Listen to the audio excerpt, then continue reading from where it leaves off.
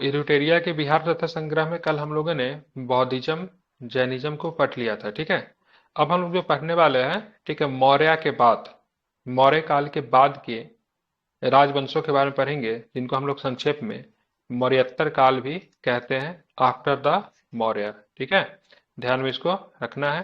तो चलिए शुरुआत करते हैं, और उसमें जो सबसे पहले जो आपको जो पढ़ना जो होगा इसमें, ठीक है, सबसे पहले शुंग वंश पढ़ना पड़ेगा। ठीक है, अभी तक आप देख रहे हैं जो भी वंश वगैरह जो था, सब पे बौद्धिज्म का बहुत अधिक प्रभाव था। अब हम लोग चलेंगे थोड़ा ब्राह्मण धर्म की तरफ चलेंगे। ठीक है, अब जो वंश जो निकल कर आएंगे, सब पे थोड़ा ब्राह्मणिज्म का बहुत ज्यादा इफेक्ट आपको देखने को मिलेगा। ठीक है, क्योंकि पुष्य मित्र शुंग जो था ब्राह्मण था। अगर प्रश्न ऐसा पूछेगा, मगध पे सबसे पहला ब्राह्मण राजवंश किसने स्थापित किया, तो क्या बताएंगे, पुष्यमित्र शुंग ने किया था। पुष्पित किसने किया था, तो कट्टर पुष्यमित्र शुंग ब्राह्मण। ने किया था।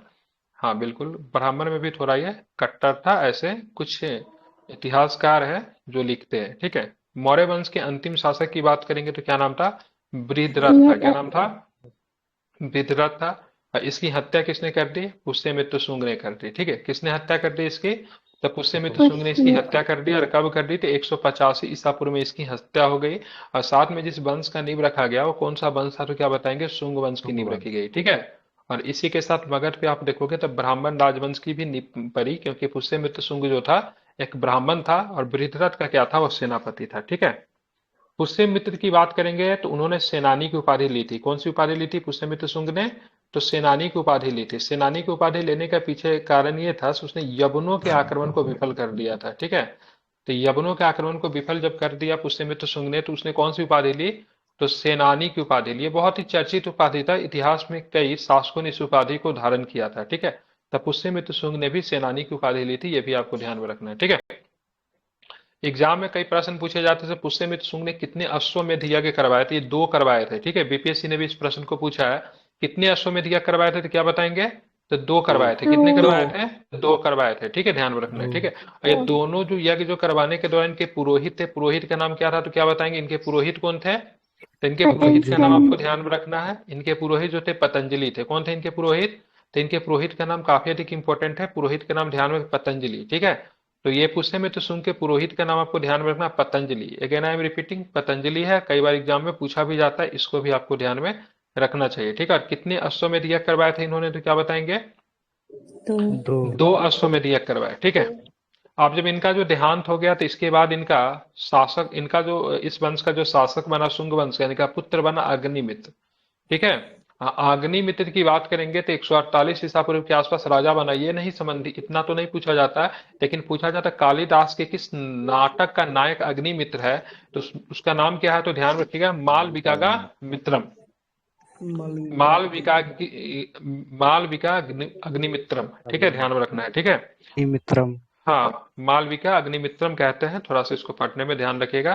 तो इसमें नायक की बात करेंगे तो अग्निमित्र इसके नायक है। ठीक है, नायिका की बात करेंगे तो मालविका क्या है, इनकी नायिका है। ठीक है, तो ध्यान में रखिएगा, ये दोनों के प्रेम के ऊपर कहानी है। ठीक है, प्रेम कहानी है दोनों। ठीक है, तो कालिदास के द्वारा मालविका अग्निमित्रम लिखा गया है, इसको आपको ध्यान में रखना है।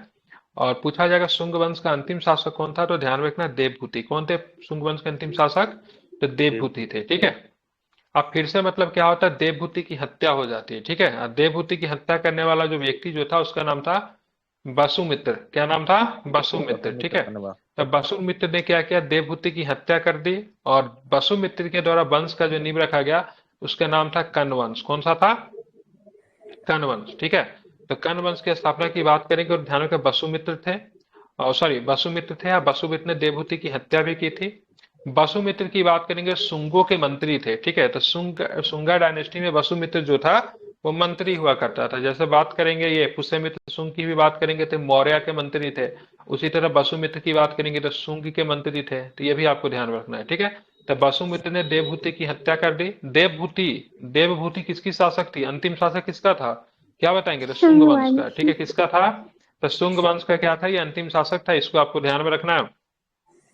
अब वसुमित्र शुंगों के अमात्या मंत्री थे। ठीक है, कर्ण वंश की बात करेंगे तो ये भी आपका क्या था, तो एक ब्राह्मण वंश था। कण्व कैसा था, तो कण्व भी आपका ब्राह्मण वंश था, ये भी आपको ध्यान में रखना है।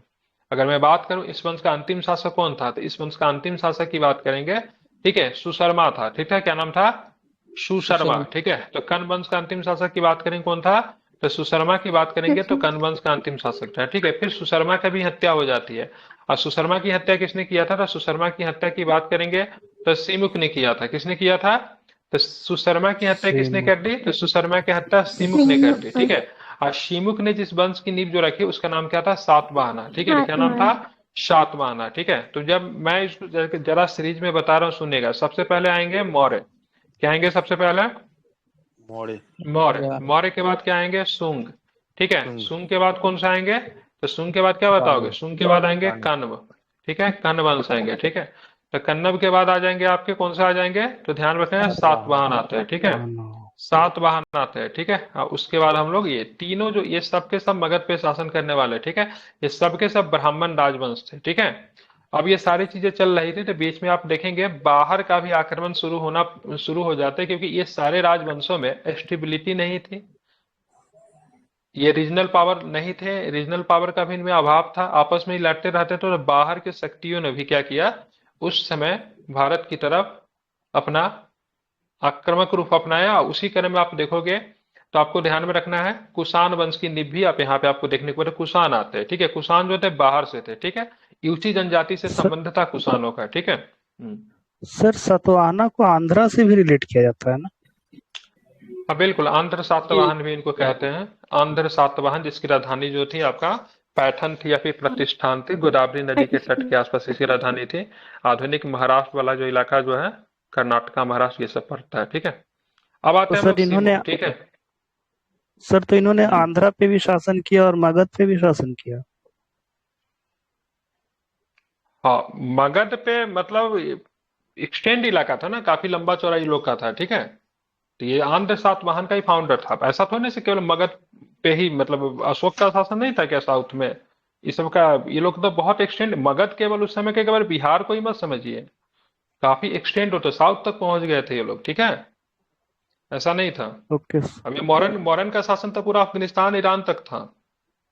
गोदावरी नदी का तट आप इधर वेस्ट में पकड़ लीजिए और उधर आपका ईरान इराक तक चला जाता था, पूरा अफगानिस्तान था, पूरा ईरान था, इराक था, उधर इधर ईस्ट में पूरा, ठीक है। उत्कल समुद्र तट तक पूरा उड़ीसा का इलाका था, ठीक है।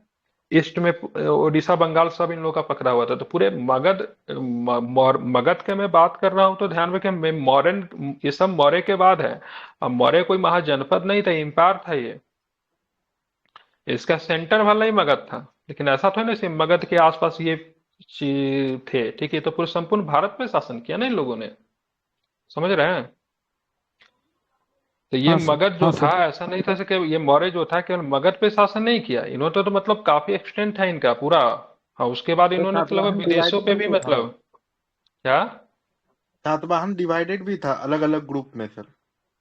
हाँ बिल्कुल, वो थोड़ा सा है, लेकिन ये सातवाहन वही आंध्र सातवाहन ही है जिसका फाउंडर सिमुक है, ठीक है। अब आते कुषाण की बात करेंगे।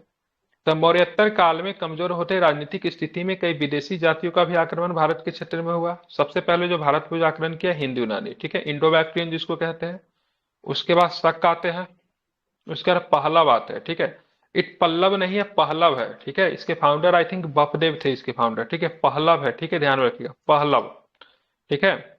और उसके बाद जो थे कुषाण आते हैं, ठीक है। तो कोई इसमें बहुत बड़ा एम्पायर तो नहीं बना पाता, लेकिन कुषाण जो था बहुत बड़ा एम्पायर उसने बनाया। तो हिंद यूनानी आए, शक आए, पहलव आया और कुषाण आए। ये सबके सब कहाँ से आए? तो ये सबके सब बाहर से आए, ठीक है। सबके सब कहाँ से आए? तो ये सबके सब जो आए आपके कहाँ से आए? तो बाहर से आए, इसको ध्यान में रखना है, ठीक है। इनका संबंध भारत से नहीं था। अब हम बात करेंगे मेनली, अभी मूलतः हमको कुषाणों के बारे में पढ़ना है। ये कुषाण पूछा जाता है जनजाति, ठीक है। तो यूची जनजाति से संबंधित है, ठीक है। जब वहां पे क्या होता था ना, ये चारवाहे थे, क्या थे ये? चरवाहे थे। ये क्या होता था, चरवाहे के खोज में भारत पहुंच गए। अब चरवाहे के खोज में पहुंचने के पीछे कारण क्या था? तो ये चीन की तरफ से जब वहां से आए, ठीक है, चीन की, तो चीन की तरफ क्या, जब ठंड पड़ती थी ना, तो पूरा जो वहाँ पे ग्रासलैंड जो होता था बर्फ से मतलब ढक जाता था, ठीक है। तो ये चरवाहा की खोज में करते करते करते करते भारत में प्रवेश कर गए, ठीक है। और उसी के बाद यहाँ पे एक व्यक्ति जो था जिसका नाम था कुजुल कटफिसस, इसको मतलब बोला जाता है फाउंडर बोला जाता है, ठीक है। तो कुजुल कटफिसस की बात करें, इस वंश का संस्थापक तो था, लेकिन जिसके बारे में मूलतः हमको पढ़ना है, कनिष्क के बारे में पढ़ना है। क्योंकि इस वंश का सबसे प्रमुख शासक जो था वो कौन था? तो कनिष्क था, ठीक है। क्या नाम था इसका? कनिष्क था। कनिष्क ने दो राजधानी बनाया, ठीक है। तो कनिष्क ने दो राजधानी बनाया। एक राजधानी की बात करेंगे तो पुरुषपुर था, या फिर इसको पेशावर कहते हैं, ठीक है। तो पुरुषपुर या फिर पेशावर एक राजधानी थी जो कि एडमिनिस्ट्रेशनल कैपिटल था। दूसरा इनका सांस्कृतिक अभी कल्चरल कैपिटल की बात करेंगे तो मथुरा हो जाएगा। ठीक है, अगर पूछा जाएगा मथुरा कला का संबंध किससे, मथुरा कला में बहुत सारा बना, जैसे मूर्ति वगैरह इस कला में बना था। ठीक है, ध्यान में रखना है। तो मथुरा कला का संबंध की बात करेंगे तो ध्यान में रखना है किनसे है, तो इनका संबंध की बात करेंगे तो किससे, तो कुषाणों से है। ठीक है, तो कुषाणों के समय जो मथुरा कला का विकास हुआ था जिसमें बुद्ध भगवान की बहुत सारी मूर्ति बनाई गई। ठीक है, इन्हीं के दरबार में इस विद्वान रहते थे अश्वघोष। ठीक है, अश्वघोष इनके दरबार में एक्चुअली में थे नहीं, कनिष्क जो था। पाटलिपुत्र से। हाँ, पाटलिपुत्र बिहार पे जब हमला करता है तो वहां पे उनको तीन चीजें मिलती है। ठीक है, एक बुद्ध का भिक्षा पात्र मिलता है, बुद्ध का क्या मिलता है, ठीक है, भिक्षा। तो भिक्षा पात्र मिलता है। ठीक है, ध्यान में रखेंगे। हाँ, तो एक भिक्षा पात्र मिलता है बुद्ध का, एक आपको जो मिलता है, ठीक है, भिक्षा पात्र, और एक मिलता है अश्वघोष मिलता है, तो उसको बोलता है तुम भी चलो। ठीक है, उसके बाद एक मिलता है एक चमत्कारी मुर्गा। ठीक है, क्या पता कौन सा चमत्कार दिखाता था, लेकिन किताब में है चमत्कारी मुर्गा लिखा हुआ है। ठीक है, तो तीन चीजें वो क्या करता है, उठा के लाता है। ठीक है, तो साथ में क्या करता है, साथ में ध्यान में रखेंगे अश्वघोष को भी उठा के ले आता है। ठीक है, तो अश्वघोष इनके दरबार में रहते थे। इन्होंने जो किताबें लिखी हुई थी बुद्धचरित, ठीक है, ये किताबें जो बुद्धचरित जो लिखी गई थी ये संस्कृत में लिखी गई थी। ये कई बार प्रश्न पूछ देता है, लोग गलती करते हैं, पाली वगैरह में नहीं थी। बुद्धचरित जो किताबें थी किसमें लिखी गई थी, संस्कृत में लिखी गई थी। ठीक है, और कनिष्क ने पाटलिपुत्र से विजिट किया था। ठीक है, तो पाटलिपुत्र को जब इसने जीता था तो वहीं से मतलब क्या मिल गया था इनको, तो अश्वघोष मिल गया था। ठीक है, कनिष्क के समय दो कला का विकास होता है। ठीक है, एक कला जो था गंधार कला, ठीक है, गंधार कला का विकास हुआ, और दूसरा जो था क्या था, मथुरा कला था। कौन सा कला था, तो मथुरा कला का है। ठीक है, दोनों कला में आप देखोगे तो दोनों कला में थोड़ा सा भारतीय रूप भी और बाहरी कला भी आपको देखने को मिलता है, दोनों का मिला जुला रूप है। ठीक है, तो गंधार और मथुरा कला का दोनों का विकास कनिष्क के समय ही हुआ, ये भी आपको ध्यान में रखना है। ठीक है, अब मैं बात करूं कनिष्क के समय में और क्या क्या चीजें हुई, तो चौथी बहुसंगीति का आयोजन कनिष्क के समय ही होता है। और ये कहाँ पे होता है, तो ध्यान में रखिएगा, एकमात्र ऐसा बहुसंगीति है जिसका आयोजन बिहार से बाहर होता है, ये कश्मीर में होता है। कहाँ पे होता है, कश्मीर में होता है। और कश्मीर के कहाँ से, किस वन में, कुंडल वन में होता है। ठीक है, और जब ये राजा बना, ठीक है, ध्यान रखिए 78 ईस्वी में इसने मतलब राजा बनने पर शक संवत चलाया था। ठीक है, तो शक संवत ध्यान में रखना, 78 ईस्वी काफी अधिक महत्वपूर्ण है। जब ये राजा बनता है तो राजा बनने के दौरान इसने क्या किया, तो शक संवत चलाया, जो कि कब का साल था, तो साल आपको ध्यान में रखना है 78 बीसी। ठीक है, सॉरी सॉरी एडी, बीसी नहीं एडी। ठीक है, तो 78 एडी आपको ध्यान में रखना है। राजा बनते ही क्या करता है, ये शक संवत चलाता है, काफी अधिक महत्वपूर्ण है। ठीक है, ये प्रश्न बीपीएससी ने पूछा है। ठीक है, 68 बीपीएससी ने पूछा था, तो सिल्क मार्ग पे किसका कंट्रोल था। ठीक है, तो बीपीएससी ने पहले इसका आंसर गलत दिया था, बाद में सुधार लिया था। ठीक है, तो कनिष्क का ही मतलब क्या था, इसके समय में सिल्क मार्ग पर पूरी तरीके से आधिपत्य था। ठीक है, ध्यान में, वैसे भी चीन से आते थे तो पता था इस मार्ग का क्या इंपॉर्टेंस है, तो सिल्क मार्ग को पूरा कंट्रोल करके रखता था। ठीक है, सिल्क मार्ग चीन से शुरू होती थी, और ये आपका क्या होता था, भारत होते हुए मिडिल ईस्ट होते हुए आराम से कहाँ पे चली जाती थी, अफगानिस्तान होते हुए मिडिल ईस्ट होते यूरोप चली जाती थी, रोम तक जाती थी। ठीक है, और ये सिल्क मार्ग जो था ना, ये बाई रोड भी था और बाई सी भी था। ठीक है, दोनों तरीके से सिल्क रूट जो था चलते थे। ठीक है, तो इसके समय में सिल्क मार्ग पे पूरी तरीके से कनिष्क का ही कंट्रोल था। तो ये से प्रश्न आपसे कनिष्क से पूछे जाते हैं। ठीक है, अब आते गुप्ता आते हैं। ठीक है, तो गुप्ता वंश की स्थापना की बात करेंगे, फिर गुप्त वंश की स्थापना करेंगे, तो श्रीगुप्त ने किया था। ये वंश की बात करेंगे, श्रीगुप्त ने 240 से लेके 280 तक। ठीक है, श्रीगुप्त के जो उत्तराधिकारी जो हुआ, जिनका नाम था घटोत्कच।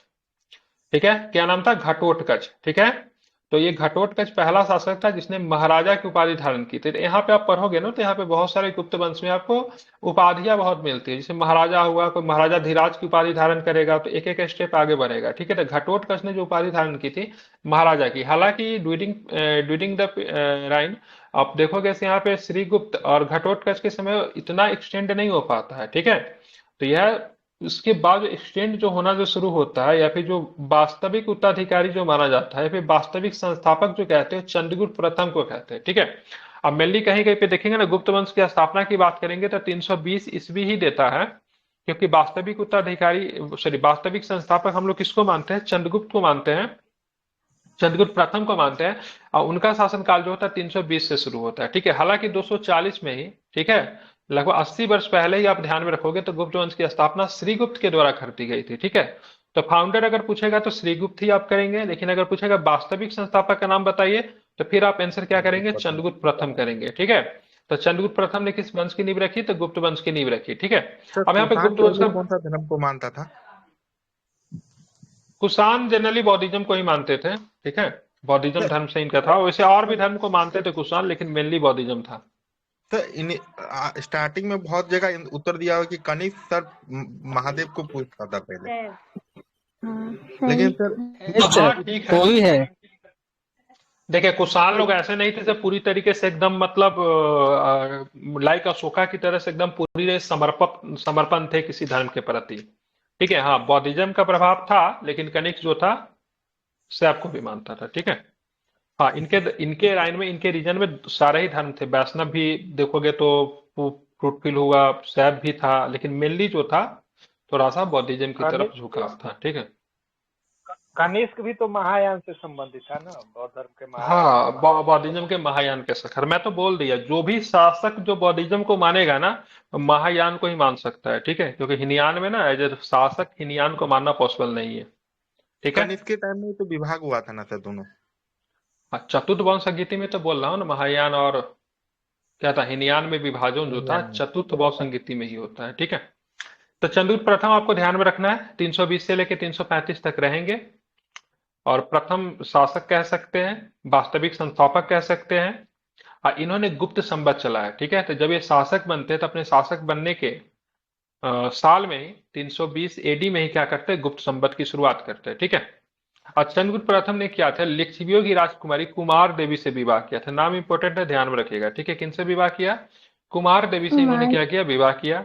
और वह प्रथम गुप्त शासक था जिसने कौन सी उपाधि धारण की, तो महाराजा धीराज की उपाधि धारण की। ठीक है, कौन सी उपाधि धारण की, महाराजा धीराज की उपाधि धारण की थी। अगर पूछेगा महाराजा की उपाधि किसने धारण की थी, घटोत्कच ने की थी। ठीक है, अब महाराजा धीराज की उपाधि किसने धारण की थी, ठीक है, तो चंद्रगुप्त प्रथम ने। चंद्रगुप्त प्रथम के जो पुत्र जो होते हैं समुद्रगुप्त होते हैं, इस वंश के पहले बहुत ही ज्यादा प्रतापी शासक। ठीक है, तो समुद्रगुप्त का शासनकाल जो होता है लगभग 25 वर्षों का होता है, ध्यान में रखना है, नहीं 25 नहीं, 35 वर्ष, 40 वर्षों का होता है, सॉरी 40 वर्षों का इनका शासनकाल रहेगा, जो कि हमको उतना याद नहीं रखना है। लेकिन इतिहासकार की बात करेंगे तो समुद्रगुप्त को भारत का नेपोलियन कहकर संबोधित किया है, और उस इतिहासकार का नाम क्या है, तो बीएस स्मिथ ने। ठीक है, किसने कहा है, विंसेंट आर्थर स्मिथ।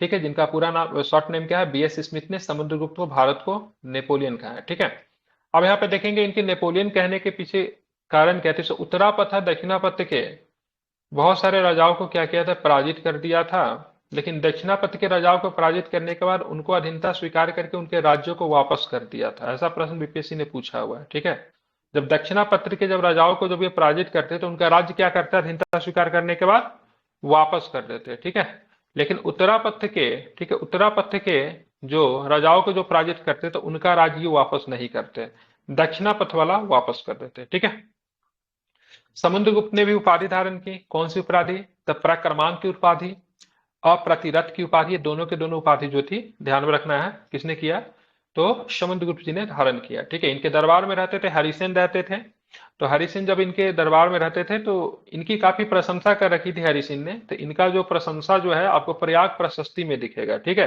प्रशस्ति का मतलब होता है प्रशंसा पत्र होता है, क्या होता है प्रशस्ति का मतलब, प्रशंसा पत्र होता है।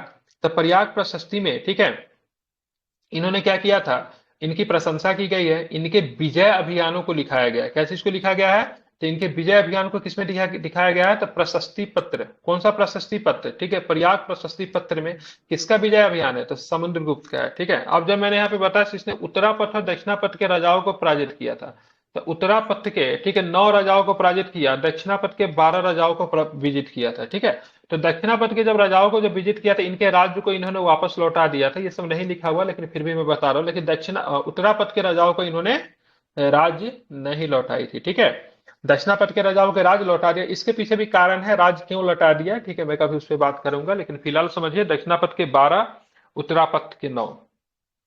बीना बजाते थे, ठीक है, इसीलिए इनके सिक्कों पे आप देखोगे तो इनको बीना बजाते हुए दिखाया गया है।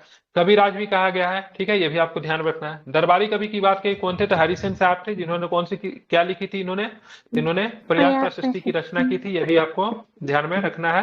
तो प्रयाग प्रशस्ति की रचना की थी, ये भी आप ध्यान में रखेंगे। ठीक है, समुद्रगुप्त की बात करेंगे, पूरे गुप्ता पीरियड भी वैष्णव धर्म को ये लोग मानते थे, पता ही होगा, क्योंकि इनका जो पहचान जो था, इनकी जो क्या बोलते हैं उनको, चिन्ह जो थी, प्रतीक जो थी, क्या गरुड़। था? तो गरुड़ था। क्या था? गरुड़ था, जो कि विष्णु भगवान के क्या थे? तो सवारी है। ठीक है, गरुड़ की बात करें, विष्णु भगवान की क्या है? सवारी है।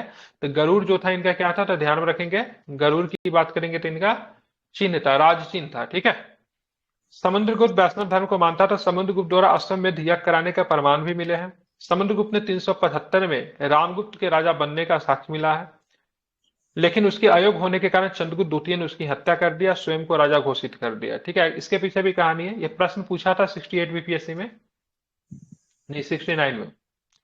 ठीक है, से मतलब रामगुप्त, कुछ तो था ना 69 में, रामगुप्त को लेकर कुछ प्रश्न था ना, मैं ध्यान में नहीं दे आ रहा है मुझे अभी, लेकिन कुछ प्रश्न था। एट ठीक में है, आया था सर। हाँ रामगुप्त 8 की में आया हत्या था, से कहीं तो आया था। ठीक है, तो ये समुद्रगुप्त और चंद्रगुप्त द्वितीय के बीच में रामगुप्त बनता है। ठीक है, रामगुप्त जो था चंद्रगुप्त द्वितीय के बड़ा भाई था, लेकिन जब यूनानियों का आक्रमण जब यहाँ पे होता है ना, यूनानी था नहीं, यवनों का जब आक्रमण जब होता है, तो रामगुप्त से काफी अपमानित भरी शब्दों में बात की जाती है, कुछ ऐसा बोला जाता है जिसको मानने के लिए रामगुप्त तैयार हो जाता है। हाँ, ठीक है। नाइन। सर बुक भी है ना, देवी हाँ, चंद्रगुप्तम, इसके लिए। बिल्कुल बिल्कुल बिल्कुल। ठीक है, तो उसी में सारी चीज दी गई। एक्चुअली में इनके पत्नी को बोला जाता, भेज दो मेरे पास, ये तैयार भी हो जाती। इस बात को लेकर मैं उसमें नहीं जाना चाहता। इस बात को लेकर चंद्रगुप्त द्वितीय काफी अधिक नाराज होते हैं, दरबार में इनकी हत्या कर देते हैं। ठीक है, तो ये समुद्रगुप्त और चंद्रगुप्त द्वितीय के बीच में जो था, रामगुप्त था। रामगुप्त उनके पुत्र थे, और चंद्रगुप्त द्वितीय भी समुद्रगुप्त के पुत्र थे। ठीक है, अब आते हैं इस वंश का सबसे प्रभावशाली शासक, सबसे शक्तिशाली शासक और सबसे महत्वपूर्ण शासक, जिनको बोलते हैं चंद्रगुप्त द्वितीय, और पहले ऐसे व्यक्ति जिन्होंने विक्रमादित्य की उपाधि धारण की। ठीक है, तो विक्रमादित्य की उपाधि धारण करने वाला पहला व्यक्ति की बात करेंगे चंद्रगुप्त द्वितीय, और अंतिम की बात करेंगे तो हेमू थे। कौन थे? अंतिम कौन थे? हेमू। ठीक है, और पहले कौन थे? चंद्रगुप्त द्वितीय। इतिहास में अगर बात की, उपाधि कितने बार धारण किया गया? 16 बार या फिर 18 बार? 16 बार। हाँ, 16 मैं बार थोड़ा सर। भूल रहा हूँ, देख लीजिएगा एक बार। ठीक है, 16 बार आई थिंक उपाधि को इसको धारण किया गया। ठीक है, अच्छा हाँ ध्यान, हाँ शकों का आक्रमण हुआ था, सॉरी मैं भूल रहा था, शकों का आक्रमण हुआ था। चंद्र द्वितीय ने शकों को पराजित करके 389 ईस्वी में विक्रमादित्य की उपाधि धारण की थी। ठीक है, तो विक्रमादित्य की उपाधि जब इन्होंने शकों को पराजित किया था तब किया था। ठीक है, चंद्र द्वितीय ने देवगुप्त, देवराज, देवश्री आदि की उपाधि भी धारण की थी। तो देवगुप्त का उपाधि से प्रश्न पूछा जाता है, देवराज, देवश्री, देव सारा चंद्र द्वितीय को। ठीक है, ध्रुव देवी से इन्होंने विवाह किया था, एवं कुबेर नाग से भी विवाह किया। दोनों विवाह था इनका, एक ध्रुव देवी से और दूसरा जो ध्यान में रखें कुबेर नाग से। ये यहाँ पे आगे का स्टोरी जो है ना, सो थोड़ा इंपॉर्टेंट है, जरा ध्यान में रखिएगा। कुबेर नाग नाम इंपॉर्टेंट है, क्योंकि इनसे जो इनकी जो उत्पन्न जो पुत्री जो हुई थी, इनका नाम था प्रभावती गुप्त। क्या नाम था? प्रभावती गुप्त। तो प्रभावती गुप्त का ना, इनका देखिए, वाकाटक से ना इनका संघर्ष चलता था। किनसे संघर्ष चलता था? वाकाटक से, मतलब गुप्तों का क्या था? मतभेद था। ये मतभेद जो था चंद्रगुप्त द्वितीय के समय बढ़ गया था, तो इन्होंने सोचा इस मतभेद को समाप्त करने का एक ही तरीका है, तो अपने पुत्री का विवाह मतलब वाकाटक नरेश से कर दे। ठीक है, तो वाकाटक नरेश का नाम था रुद्रसेन द्वितीय के साथ इन्होंने क्या किया? विवाह कर दिया। किनका? प्रभावती गुप्त का। लेकिन दुर्भाग्य से क्या होता है, रुद्रसेन सेकंड का देहांत हो जाता है। जब देहांत आ जाता है ना, तो उनकी जो पुत्र जो होते थे काफी छोटे होते थे, सारा कंट्रोल जो था प्रभावती गुप्त के समय आ गया। तो प्रश्न मैं इसलिए आपको बता रहा हूं कि ऐसे यहाँ से प्रश्न पूछे जाएगा, तो उस वाकाट मतलब चंद्रगुप्त द्वितीय का संबंध, ठीक है, वाकाटक के साथ कब बढ़िया रहा? तो तब इनका संबंध बढ़िया रहा जब इनकी पुत्री जो थी एज ए मतलब, ठीक है, कस्टोडियन मतलब रूल कर रही थी। किसका कस्टोडियन था? तो रुद्रसेन द्वितीय के पुत्री का। ठीक है, मतलब ये अपने ही पुत्र के थी, लेकिन शासक जो था इनका अल्पवयस्क पुत्री था, लेकिन संरक्षिका के तौर पर इन्होंने क्या किया था? शासन किया था। अब इससे इंपॉर्टेंट क्या हुआ ना, अब इससे इंपॉर्टेंट इनको इससे फायदा क्या? वाकाटक मिल गया पूरी तरीके से, अब बेटी ही है तो क्या दिक्कत है? इधर मतलब क्या हो गया? तो इधर गुप्ता, जब दोनों मिले तो काफी शक्तिशाली सेना बन गया। ठीक है, अब इन्होंने इसके बाद गुजरात को जीतना शुरू किया। ठीक है, तो प्रभावती गुप्त ने जब मदद की अपने पिता की, चंद्रगुप्त द्वितीय का जब इन्होंने मदद किया, तो उसी के सहायता से गुजरात और काठियावाड़ पर विजय प्राप्त की। ठीक है, और यहाँ पे आपको किस अभिलेख से आपको जानकारी मिल जाएगा? तो यहाँ पे काठियावाड़ अभिलेख जो है, जिसको जूनागढ़ के तौर पे भी हम लोग जानते हैं, तो वहां पे इस बारे में जानकारी आपको दिया हुआ है। ठीक है, अब इनके दरबार में चीनी यात्री आए थे, जिनका नाम क्या था? फाइहान था। क्या नाम था? तो फाइहान का आगमन जो था चंद्रगुप्त द्वितीय के समय ही भारत में आया था। ठीक है, कभी कभी चंद्रगुप्त प्रथम करके गलती कर देते हैं, तो आपको ध्यान में रखना चाहिए चंद्रगुप्त द्वितीय होगा। ठीक है, फाइहान भारत में कितने वर्षों रहा? तो 14 वर्षों रहा। ठीक है, कितने वर्षों रहा?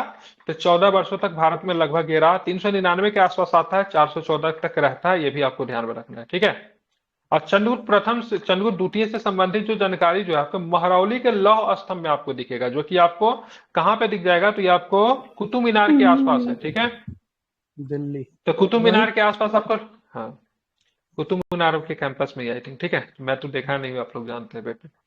तो महरौली गए। के लौह स्तंभ में, ठीक है, आप वहां पे देखोगे ना, तो उसके ऊपर में चंद्र अर्पित है। ठीक है, क्या नाम है? चंद्र। ठीक है, लिखा हुआ है चंद्र।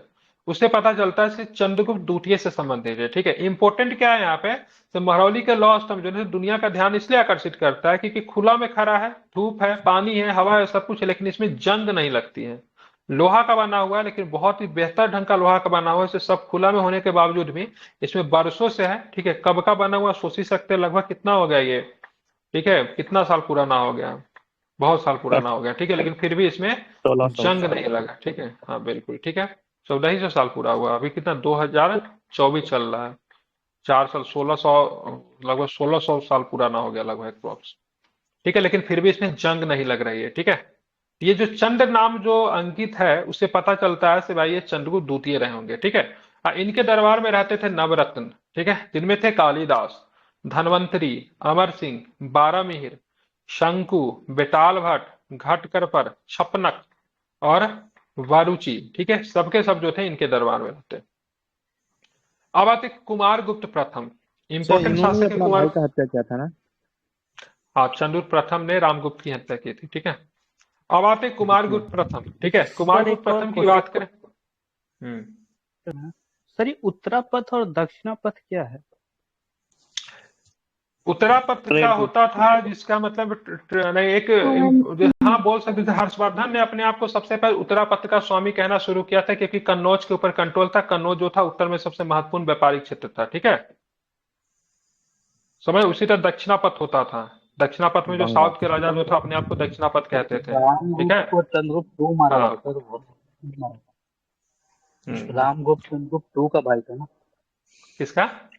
चंद्रगुप्त द्वितीय का भाई। रामगुप्त जो था चंद्रगुप्त टू का सेकंड का था। हाँ, तो वही मैंने भी तो चंद्रगुप्त द्वितीय विक्रमादित्य को ही तो बोला था, चंद्रगुप्त द्वितीय को ही तो विक्रमादित्य बोलते थे। ठीक है, चलिए।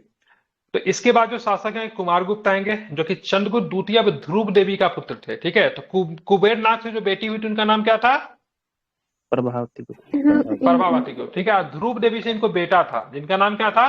कुमारगुप्त प्रथम। कुमारगुप्त। ठीक है, 415 में शासक बना। इनके समय से बिहार के संदर्भ में जो प्रश्न पूछा जाता है, जानते हैं, नालंदा विश्वविद्यालय का स्थापना कुमारगुप्त के समय हुई थी। ठीक है, तो कुमारगुप्त के समय किसका स्थापना हुआ था? कुमारगुप्त प्रथम। ठीक है, गुप्त काल में नालंदा विश्वविद्यालय शिक्षा का केंद्र था, और यह बौद्ध धर्म के शिक्षा के सबसे प्रमुख केंद्र के रूप में जाना जाता है। नालंदा विश्वविद्यालय के संस्थापक कुमारगुप्त प्रथम को माना जाता है। ठीक है, अब आते एक और भी महत्वपूर्ण शासक। ठीक है, महत्वपूर्ण इसलिए क्योंकि इनके समय बहुत सारी चीजें हुई है। सर नालंदा अस्कंदगुप्त। ठीक यूनिवर्सिटी है, मॉडर्न यूनिवर्सिटी भी था ना उस टाइम का? नालंदा इस यूनिवर्सिटी उस समय का पहला यूनिवर्सिटी तो नहीं था, लेकिन नालंदा यूनिवर्सिटी उस समय का पहला आवासीय विद्यालय था। ठीक है, अगर पहला तो यूनिवर्सिटी प्रथम पूछेगा तो मॉडर्न तक्षशिला यूनिवर्सिटी होगा। भी ठीक, कहा जाता है उनको। हाँ कह सकते हैं, क्योंकि आवास वगैरह सब कुछ था, लोग वहां पे रहते थे, हॉस्टल की सुविधा थी, सब कुछ था यहाँ पे, इसलिए आप कह सकते हो मॉडर्न यूनिवर्सिटी कह सकते हो। हालांकि पहला यूनिवर्सिटी अगर बात करेंगे तो तक्षशिला थी, तक्षशिला। तक्षशिला में आवासीय नहीं थे। अगर पूछेगा पहला आवासीय कौन पूछेगा, देन नालंदा। ठीक है, चलिए।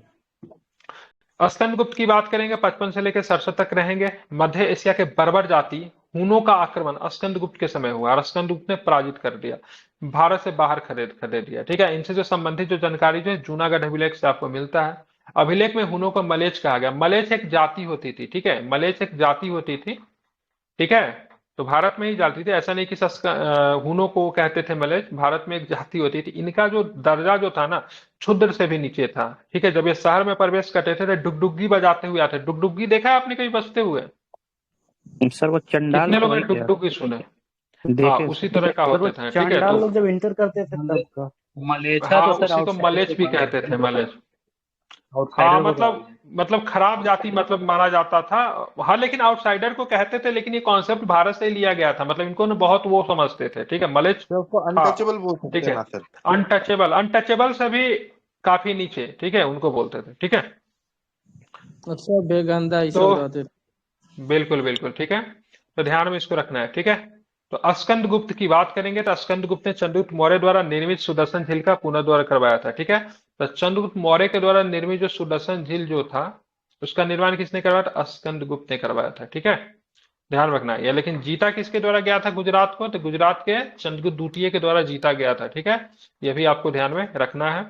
और स्कंद गुप्त ने सकरादित्य की उपाधि धारण की। सकरादित्य का मतलब क्या होता है? दित्य का मतलब होता है विजेता। ठीक है, शकों पे विजय पाने वालों को सकरादित्य कहते थे। ठीक है, और गुप्ता का अंतिम शासक की बात करेंगे तो क्या नाम था? विष्णुगुप्त था। ठीक है, गुप्त वंश के साथ मगध वंश का भी अंत हुआ। जैसे गुप्त समाप्त हुआ उसी के तरह मगध का भी मतलब क्या हो गया?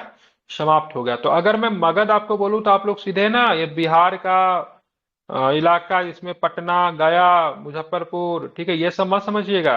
मगध वो पहले वाला मगध नहीं होगा, एक्सटेंड करके पूरे ऑल इंडिया पे मगध ने शासन किया है। ठीक है, ध्यान में रखिएगा। समझ रहे हैं ना? गुजरात से लेके थोड़ा सा इसका मिडिल ईस्ट में चले जाइएगा तो थोड़ा सा ईरान तक के ईरान इलाका तक सब मगध के अधीन आ गया था। ठीक है, तो मगध का मतलब ये नहीं था से केवल मतलब आप अभी वही आप जो मगध जो समझ रहे हैं ना, कौन सा मगध समझ रहे हैं? महाजनपद वाला समझ रहे हैं? ठीक है, तो नहीं, ठीक है, काफी विस्तार था। ठीक है, मगध आगे चल के साम्राज्य बन गया। समझ रहे हैं ना? तो चलिए इसको आपको ध्यान में रखना है। तो अभी हम लोगों ने जितना भी पढ़ा उसमें से जो इंपॉर्टेंट जो हमारे लिए निकल कर आ रहा है, नालंदा विश्वविद्यालय चर्चा में था, उसके बारे में हम लोग थोड़ा जान लेते हैं। ठीक है, तो नालंदा विश्वविद्यालय प्राचीन काल में शिक्षा एवं बौद्ध धर्म का सबसे महान केंद्र था। इसकी स्थापना गुप्त काल के दौरान कुमारगुप्त ने की थी। बाद में हर्षवर्धन एवं पाल शासकों ने इसे संरक्षण एवं संवर्धन भी दिया। इस क्रम में जावा के शासक बालपुत्र देव ने इसे संवर्धन प्रदान किया था। बालपुत्र देव ने बोला था 5 गांव मांगे थे। ठीक है, किससे मांगे थे 5 गांव? तो चलो दान में दे दो कम से कम। पाल बलदेव बलदेव देवपाल से मांगे थे। देवपाल से। ठीक है, किससे मांगे थे? देवपाल से मांगे थे। बलपुत्र देव ने जावा का शासक था। जावा का मतलब इंडोनेशिया, वर्तमान का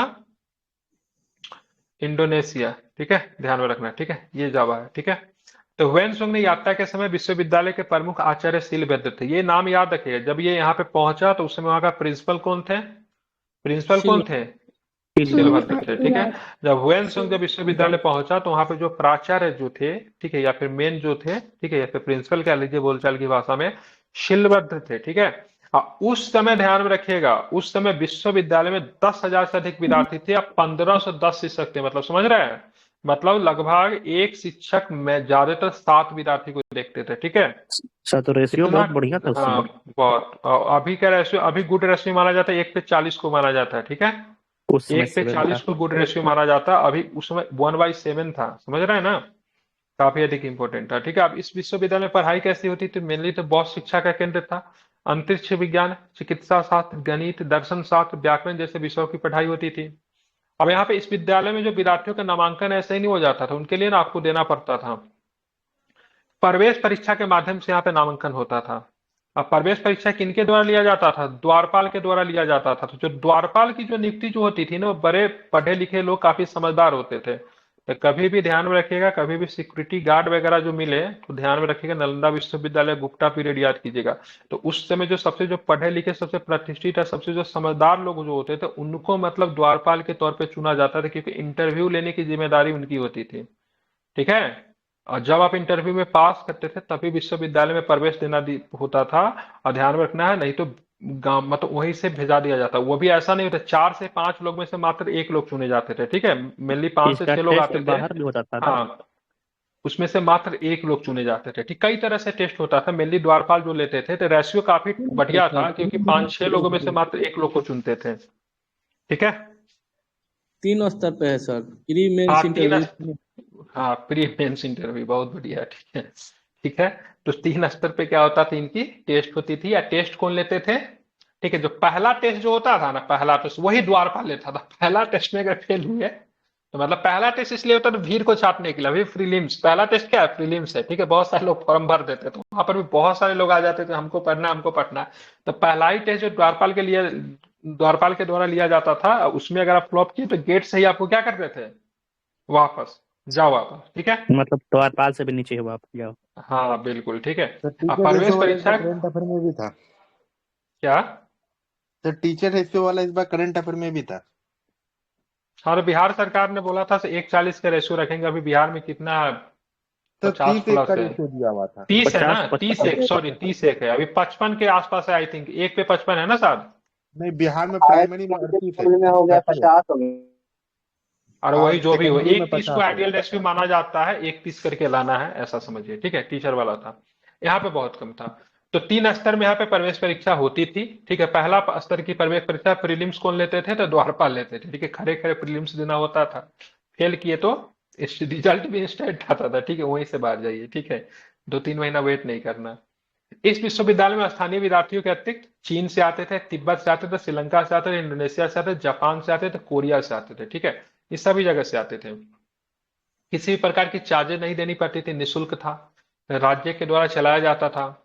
आर्थिक वे कहां से आते थे, इसके लिए 200 दान थे, ठीक है। तो 200 दान थे, एक तरह से लोग पैरेलल गवर्नमेंट भी चलाते थे, इनका अपना क्वाइन वगैरह भी चलता था, ठीक है, अपना करेंसी चलता था।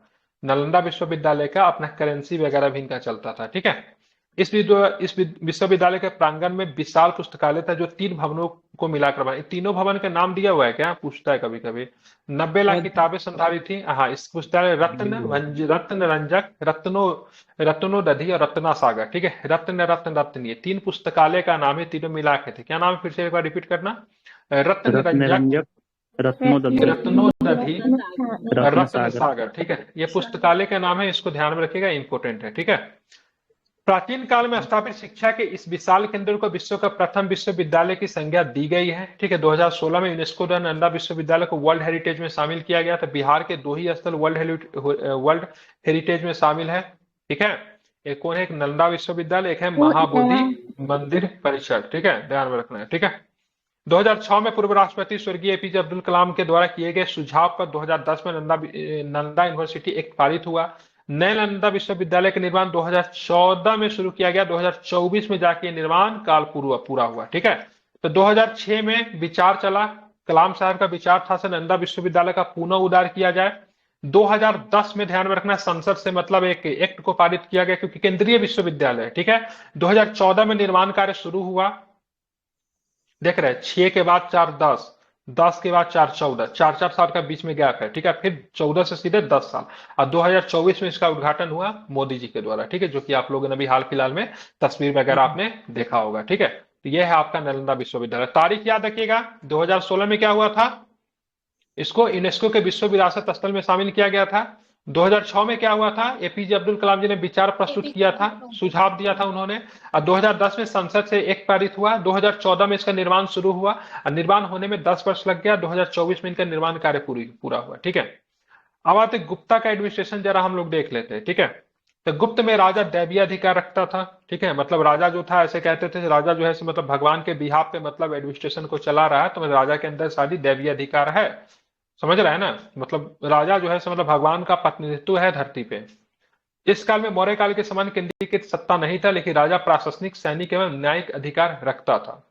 विभाजन क्षेत्र की बात करेंगे, सबसे पहले गुप्त काल में साम्राज्य का विभाजन, देश होता था, उसके बाद भुक्ति राज्य के बराबर, विषय जिला होता था, फिर गांव होता था। मतलब ये सेंटर हो गया, ये आपका राज्य हो गया, ये आपका जिला हो गया, और फिर आपको गांव हो गया, ठीक है। देश के प्रधान को गोप्ता कहते थे, भुक्ति का प्रधान को उपरी कहते थे, विषय का प्रधान को विषयपति कहते थे, और ग्राम के प्रधान को ग्रामी कहते थे, ठीक है।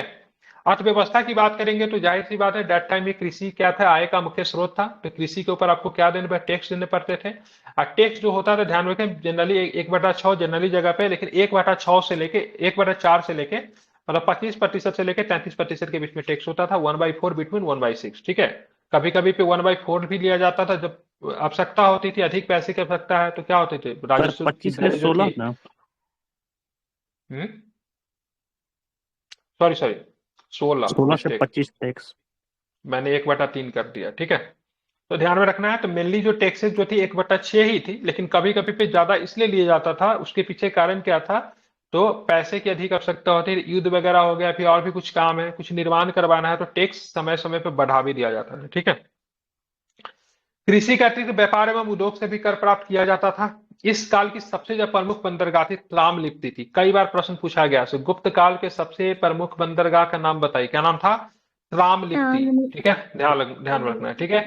तथा सबसे प्रमुख व्यापारिक नगर की बात करेंगे तो उज्जैन था। उज्जैन की बात करेंगे, सबसे प्रमुख व्यापारिक नगर था। सोने के सिक्का को इस समय क्या बोलते थे? दिनार बोलते थे। और चांदी के सिक्कों को रुपया कहते थे। क्या कहते? रूपक, रूपक या फिर रुपये का। ताम्रलिप्ति ठीक है, बंगाल साइड हो गया ना।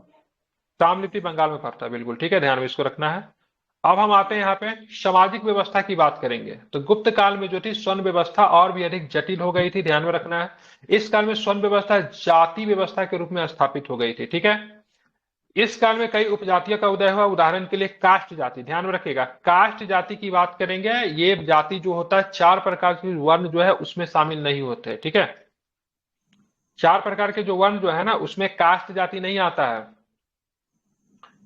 ठीक है, कास्ट जाति का सबसे पहले जानकारी कौन सा स्मृति में देता है? क्या नाम था उसका, मैं भूल गया। उसनम, स्मृति में, ओसनम में। हाँ, तो कास्टों के बारे में सबसे बड़ी जानकारी आपको यहाँ पे देखने को मिलता है। ये जाति मुख्य रूप से खाता बही के काम करते हैं। ठीक है, अभी हाल फिलहाल में आप लोग जो देख रहे हैं, लाला जी नहीं कहते, लाला जी है ये। ठीक है, वो कास्ट जाति से उनका संबंध होता है। ठीक है, ये जाति इसलिए इंपॉर्टेंट है कहाँ से क्योंकि बिलोंग करते हैं तो? कौन कहाँ से बिलोंग करते थे?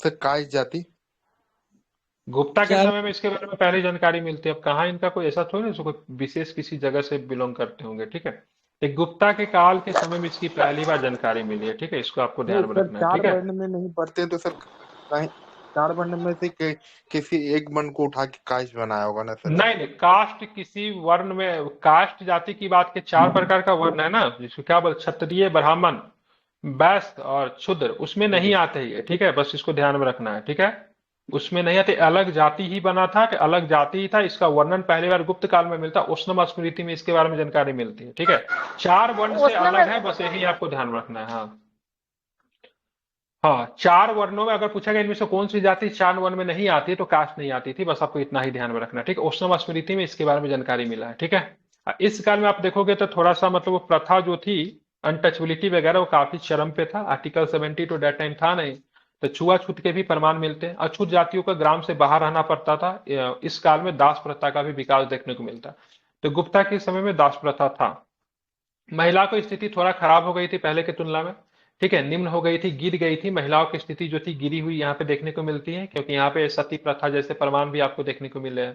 तो ये सब भी था। ठीक है, 510 का एक भानुगुप्त का एरन अभिलेख है जहाँ पे ठीक है किसके पत्नी के सती होने का प्रमाण मिलता है? तो गोपराज, क्या नाम था? गोपराज नाम का एक सैनिक था, गोपराज। ठीक है, उसके पत्नी का सती होने का प्रमाण मिलता है। ठीक है, ध्यान में रखना है। ठीक है, और वो भानुगुप्त का मित्र भी था, सैनिक भी था, तो उसी के पत्नी का सती होने का प्रमाण मिलता था। 510 का भानुगुप्त का एरन अभिलेख आपको ध्यान में रखना।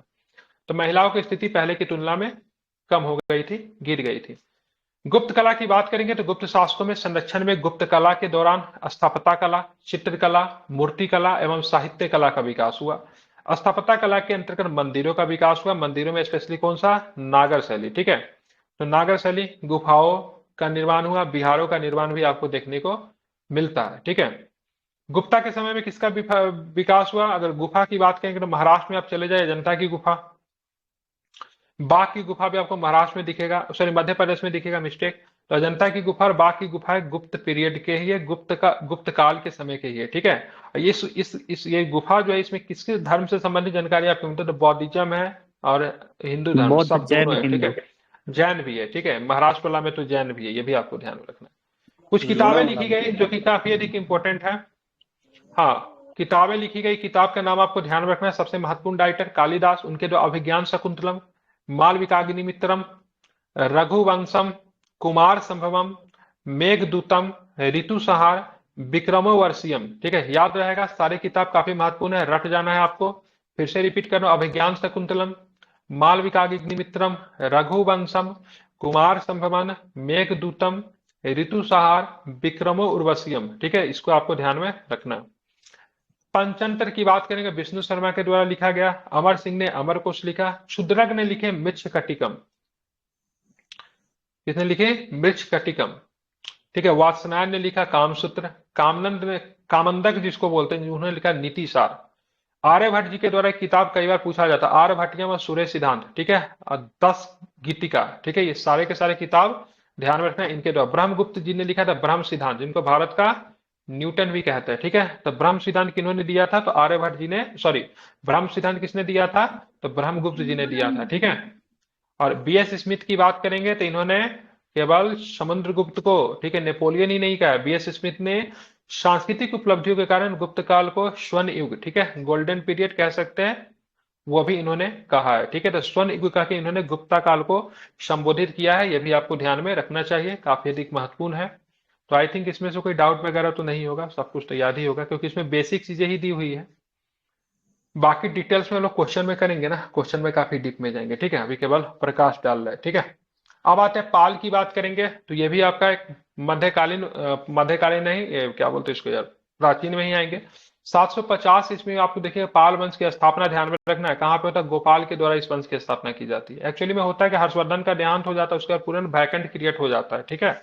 तो नॉर्थ इंडिया में और पूरे ईस्ट में कोई शासक ऐसा नहीं मिल पाता है और बाहरी आक्रमण का डर बना हुआ रहता है, तो कुछ लोगों के द्वारा बनाया गया जो शासक जो था गोपाल था। गोपाल का कोई भी संबंध जो था किसी राजवंश से नहीं था, आम व्यक्ति ही थे, एडमिनिस्ट्रेशन की शक्ति काफी अच्छी थी, इसलिए इनको बनाया गया शासक था, लोगों के द्वारा ये शासक बनाए जाते हैं गोपाल। क्योंकि पूरे नॉर्थ इंडिया में क्या था, after the death of Harshvardhan vacant था, खाली था, बाहरी आक्रमण का डर था, ठीक है। और गोपाल ने जिस विश्वविद्यालय की नींव रखी उसका नाम क्या था, कई बार पूछा जाता, बताइए। औरंतपुरी। औरंतपुरी की बात करें, कहाँ पे औरंतपुरी, तो बता देंगे बिहार और इनके जो पुत्र का नाम जो था धर्मपाल था, तो धर्मपाल जी ने बोला कि पिताजी ने तो औरंतपुरी की नींव रखी, मैं भी नींव रखूंगा, तो धर्मपाल ने कौन से विश्वविद्यालय की नींव रखी, विक्रमशिला, ठीक है। तो विक्रमशिला, ठीक है। विक्रमशिला के अलावा भी इसने और एक बिहार का निर्माण करवाया जिसका नाम था सोमपुरा बिहार। क्या नाम था इसका, सोमपुरा बिहार। सोमपुरा बिहार वर्तमान में आपको बांग्लादेश में पड़ेगा, ठीक है। तो सोमपुरा बिहार से भी प्रश्न आ चुका है, सोमपुरा महाविहार का निर्माण धर्मपाल नहीं करवाया था, क्योंकि वर्तमान बांग्लादेश में, ठीक है। अब त्रिपक्षीय संघर्ष होता है, त्रिपक्षीय संघर्ष किसको लेकर होगा भाई, कन्नौज को लेकर होता है। मैंने बोला ना, ये जो पाल वंश की जो स्थापना तभी होती है जबकि पूरा वैकेंट रहता है। वैकेंट किसके मृत्यु के बाद था, हर्ष के मृत्यु का वैकेंट रहता है, और हर्ष की राजधानी जो थी कन्नौज थी, ठीक है। तो अब कन्नौज पे अधिकार किसका होगा कि खाली है कन्नौज, तो ये क्या करते हैं, ये लोग लड़ना शुरू करते हैं। तो पाल, ठीक है, प्रतिहार, ठीक है, प्रतिहार, और एक में आपको ध्यान रखना है राष्ट्रकूट, ठीक है। ये सब क्या करेंगे, किसको लेकर, तो ध्यान रखना है कन्नौज के लेकर लड़ेंगे, तो इसको ट्राइप्लेट कहते हैं, ट्राइप्लेट स्ट्रगल कहेंगे, स्ट्रगल, या फिर इसको त्रिपक्षीय संघर्ष कहते हैं, ठीक है। तो ये शुरू हो जाता है। तो इसमें जो पहला शासक जो पार्टिसिपेट किया था तो धर्मपाल था। अगर पूछा जाएगा पहला शासक जिसने पार्टिसिपेट किया त्रिपक्षीय संघर्ष में तो कौन था, धर्मपाल था। तो धर्मपाल ने त्रिपक्षीय संघर्ष में प्रतिहार एवं राष्ट्रकूटों से संघर्ष किया। धर्मपाल प्रतिहार शासक वस्त्रराज से पराजित हुआ था, ठीक है। बाद में धर्मपाल ने राष्ट्रकूट शासक ध्रुव और प्रतिहार शासक वस्त्रराज को पराजित किया, ठीक है। उसके कुछ समय के लिए कन्नौज पर अधिकार भी कर लिया, लेकिन अगर कन्नौज पे अधिकार करने के बाद इसने क्या किया था, अपने आप को उत्तरापथ की स्वामी धारण कर ली, ठीक है। तो उत्तरापथ का अपने आप को उत्तराधिकारी मानने लगा, अधिकारी मानने लगा। तो इसने जो उपाधि जो धारण की थी कन्नौज पर अधिकार करने का, कौन सा, उत्तरापथ की स्वामी, ठीक है। इसका संघर्ष किसके साथ हुआ था, राष्ट्रकूट के ध्रुव के साथ और प्रतिहार के वत्सराज के साथ। ये सारे के सारे नाम इंपॉर्टेंट है क्योंकि ये पहले व्यक्ति है जिन्होंने क्या किया था ये सब त्रिपक्ष में पार्टिसिपेट किया था, ठीक है। तो इस सब का नाम ध्यान में रखो आप, धर्मपाल, ध्रुव और एक है वत्सराज, ठीक है। इंपॉर्टेंट क्या है, तो वत्सराज की बात करेंगे प्रतिहार था, ध्रुव की बात करेंगे राष्ट्रकूट था, ये धर्मपाल पाल से आता था। लेकिन फाइनली जो विजयी किसका होता है, कौन उत्तरापथ का कन्नौज पर अधिकार कौन कर पाता है, तो प्रतिहार कर पाते हैं, ठीक है। कौन कर पाते हैं, तो प्रतिहार कर पाते हैं।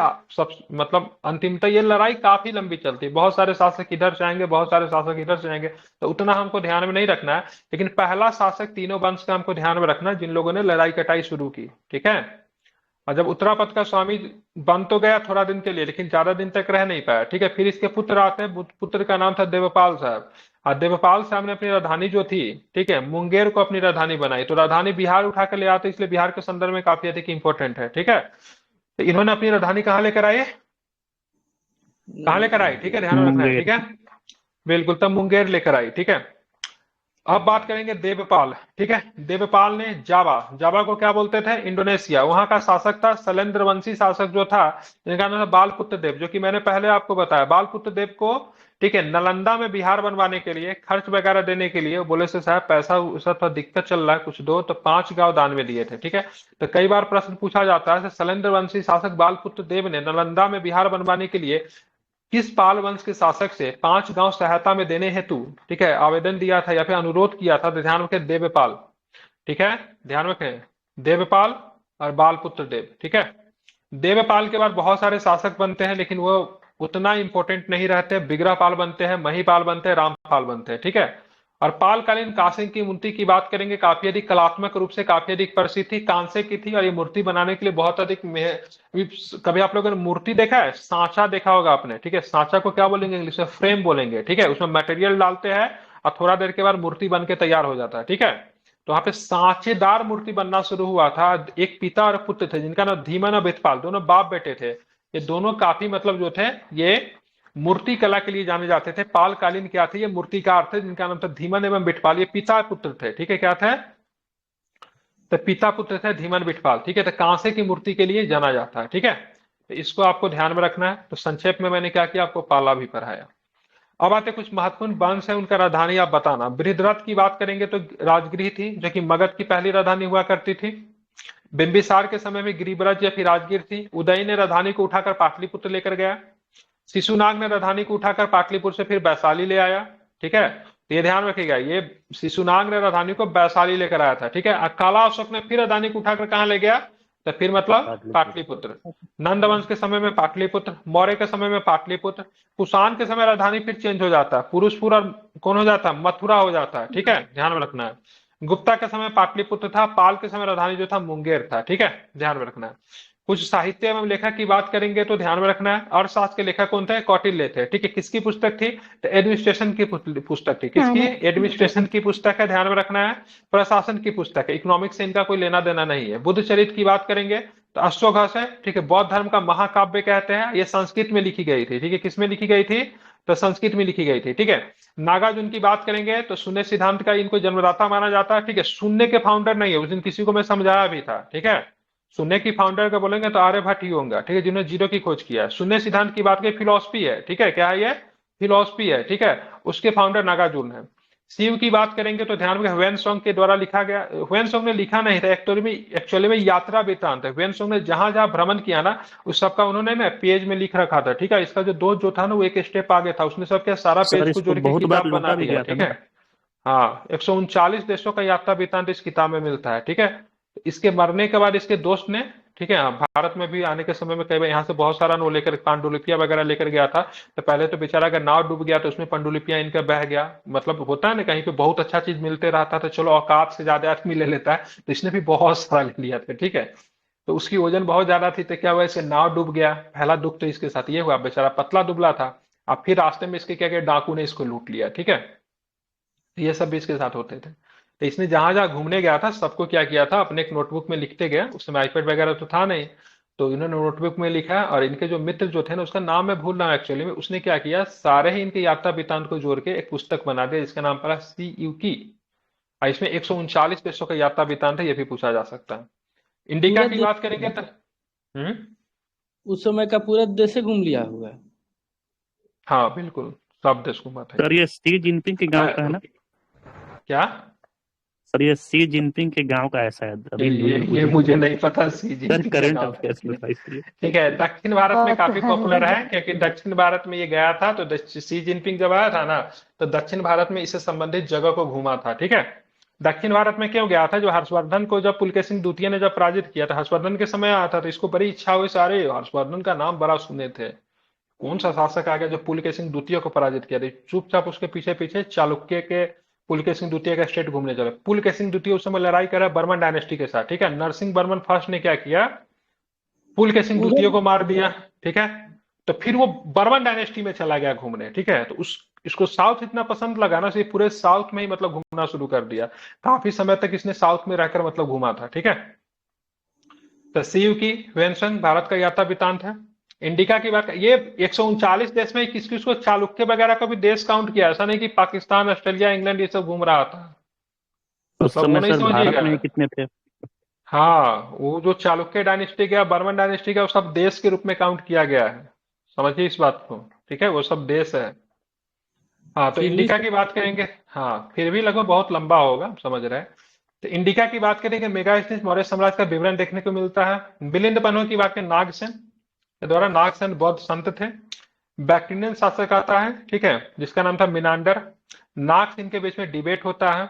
मिनांडर बहुत अजीब अजीब प्रश्न पूछता है, नागसेन उस सारे प्रश्नों का जवाब देते हैं। दोनों के बीच में जो वार्तालाप जो होता है उसी का संग्रहण है, ठीक है। आप समझ नहीं आते कि वार्तालाप कर रहे थे तो उसमें रिकॉर्डिंग वगैरह था, लिख कौन रहा था, ठीक है।